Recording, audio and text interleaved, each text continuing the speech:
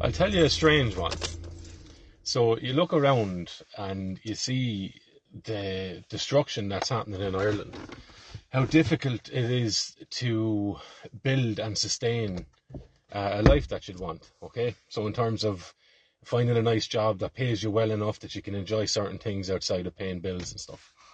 And also that maybe you might be able to get a mortgage or save and build a home, okay?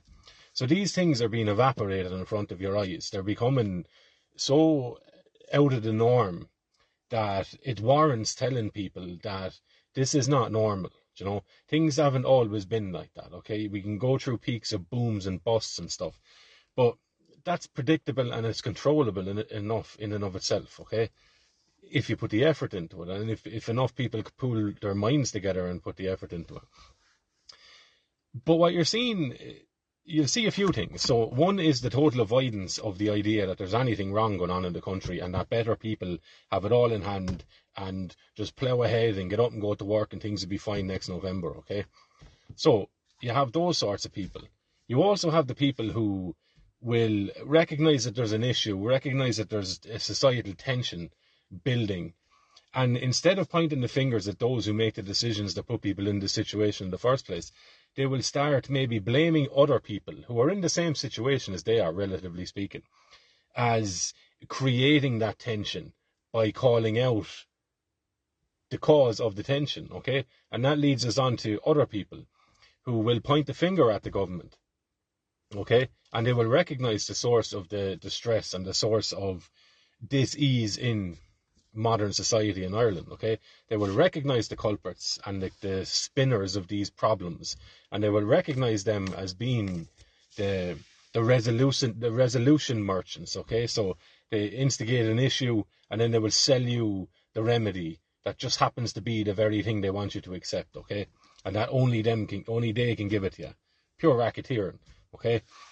But you have people that recognise that. And what's interesting about not so much those people, but those who will refrain or even defend and excuse those who are creating the problems in the society, namely the government, okay, and all the affiliates that are attached to it, the tentacles that are attached to that power base. They will defend it so vehemently that it reminds me of working with clients who have been abused, neglected, and nearly destroyed by their own parents, okay? And it's a very interesting dynamic to watch and to be part of, okay, and to listen to and feel, even to feel from someone, where you might have a client or you might have someone, and anyone that's engaged in any sort of deep conversations around past experiences and how they have potentially shaped us and how we are today, will understand what I'm going to say next. So on the one hand, you can have people who will tell you in one sentence that, yes, my mother or father or whatever family member, but majority of the time it's a parent. So my father or my mother knew that I was being interfered with by another family member, and instead of protecting me, they defended the abuser. Okay, you'll hear people give stories like that, and almost immediately following this, there's a defense mechanism that kicks in. It kicks in nearly all people when it comes to speaking ill or speaking bad about their parents. Okay, so on the one hand, they'll say, yes, my parents had a hand in me being abused, if not directly, then indirectly, by a failure to protect me appropriately. And right after that, it's almost as if a new program or an old default setting kicks in that person. And you can see it in their body posture and all, how they react to what they're saying. My parents allowed me to be abused, or that my parents abused me, bang, immediately they will say, but they done the best they could. Or, but sure, weren't they great really because of X, Y, and Z? It's a fascinating thing to watch. Sigmund Freud alluded to this in his work and his thinking around the relationship between the child and the adult and the power dynamics that are involved there that you can't hold, you can't feel, you can't see, but they're certainly there, okay? They're not there in any tangible sense that you can grab and measure, but they're there regardless, okay?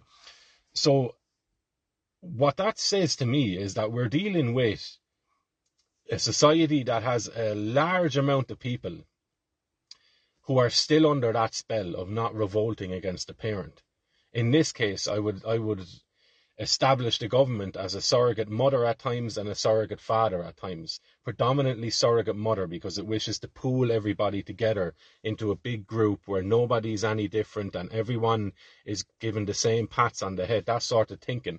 That's real feminine in its psychological thinking, okay, of binding everything together. The masculine energy then is to go above and break out of the crowd and stand alone, okay? They're two different tendencies, each needed at different times, but a dominance of one over the other, it can lead to arrested development, and I think that's what we're looking at. That's what I'm seeing anyway, is a large amount of the country that are heavily, heavily dependent and still engaged in that complex between the powerless child and the overbearing parent, okay? Because it's plain enough for people to see that this government is introducing a load of factors, a multitude of factors onto your life and into society that is leading to all sorts of negatives, okay? But whatever positives aside if you want, but no one's interested in positives when you're talking about risk, okay? We're not here to estimate the potential positives. We're here to estimate risk, because no one wants negatives in their life. Therefore, it is reasonable to situate your attention onto the potential negatives and the potential risks, you know? So that's just a given. So you're dealing with a large population who have been badly historically abused. We hold that in our bodily memory. We hold that in the way we view ourselves and the way we view the world. And you're dealing with a government that is playing the role of parent, okay? Make you dependent and make you needy on me so that I never have to leave. You can see this in abusive mothers who will never allow their child to fully grow and develop and blossom into their own individual, because the fear involved in that is that the child will no longer need mom and will fly the nest and make his own way, okay? So governments are in the same boat as that. They don't want anyone flying the nest on their own, because that means they don't need them. That person doesn't need the government anymore. If enough people don't need the government anymore, the government has to downsize, and all of these tenured roles and jobs disappear for people. So people don't get to steal a living off the backs of others anymore, okay?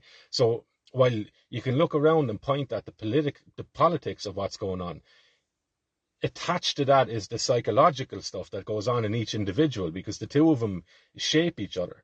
If you're psychologically responsible and you're not stuck in any of these child-adult dynamics, okay, which everyone says they're not, okay, but the proof is in the pudding. You can see it in action with people and how they defend certain things while objecting to certain things, or the same things, just when they're done by a different person who doesn't have a certain role in this country, okay?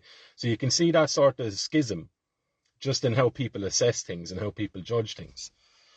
Okay, so if you're psychologically mature and responsible, you don't need to depend on other people. You don't need people to tell you that you shouldn't go and punch someone in the face, because you know that stuff yourself. Okay? So if you have a pool of a population that are totally morally mature and psychologically mature, then the need for this overbearing mother or father, or tyrannical father role that the government plays evaporates. It's no longer needed, okay? People can do things based on my interaction with you, and I can understand your needs and you can understand mine, and we can work that way. I think there's a common sense in people that will allow people, if we ever want to stand up and grow up, that will allow people to have no need of such a centralized government where they dictate everything, you know, down to the wrappers on your food, the wrappers on your pillows, all this sort of nonsense, these regulations and stuff. Do we want to grow up and mature and be able to say, I can stand by myself, I can make my own decisions, and I will suffer my own lessons if I walk incorrectly in this world? Because that's essentially the nuts and bolts of it, okay? That's as simple as politics needs to be.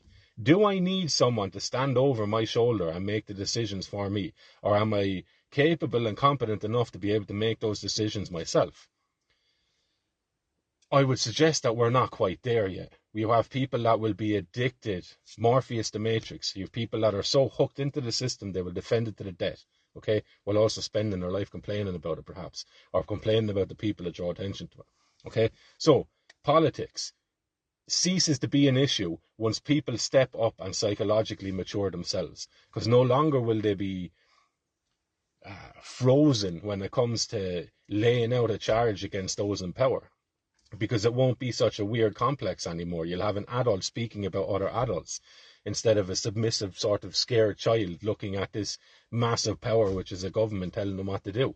Because children don't want to upset their parents. And too many people in Ireland don't want to upset the government, which is standing over them as a mother with a pillow, essentially. Okay?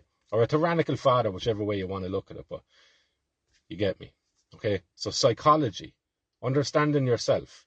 It's okay to wave the finger and point at a problem, but you need to always bring it back to yourself. What does that mean for me? What can I do with that? Okay? Have a good day.